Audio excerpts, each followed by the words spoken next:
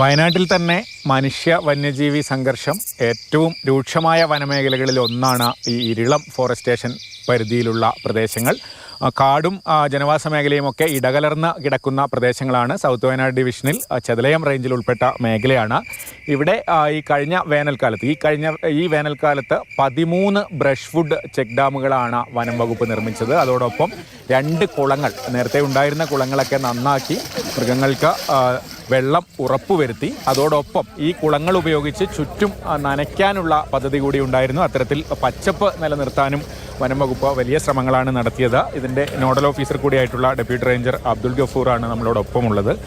എത്രത്തോളം ഈ മൃഗങ്ങൾ നാട്ടിലിറങ്ങുന്നത് തടയാൻ നമുക്ക് കഴിഞ്ഞു ഈ പദ്ധതികളിലൂടെ? ഈ ഭാഗങ്ങളിൽ തന്നെ ഇവിടെ 3 കുളങ്ങളാണ് നമ്മളിപ്പോൾ, ഒരു ബ്രഷ് വുഡും 2 കുളങ്ങൾ നന്നാക്കിയും ഇവിടെ ചെയ്തു. അപ്പോൾ ഒരു പരിധി വരെ മൃഗങ്ങൾക്ക്, ആനകൾ ഇവിടെ വന്നാണ് പകൽ സമയം കുളിക്കുന്നത്. സ്വകാര്യ സ്ഥലത്തേക്ക് അധികം ഇറങ്ങുന്നില്ല, പക്ഷേ സ്ഥിരമായിട്ട് ഇറങ്ങുന്ന 1-2 കൊമ്പന്മാരൊക്കെ ഇറങ്ങുന്നുണ്ട്. വെള്ളവും തീറ്റയും ഉള്ളിൽ ഉറപ്പുവരുത്തുക അതിനുള്ളൊരു ശ്രമം ഗുണകരമായി എന്ന് പറയാൻ പറ്റുമോ? ഗുണകരമായിട്ടുണ്ട്. അതിന് നമ്മൾ ക്യാമറകൾ സ്ഥാപിച്ച് ക്യാമറയിൽ അതിൻ്റെ ഫോട്ടോസ് കിട്ടുകയും ചെയ്തിട്ടുണ്ട്.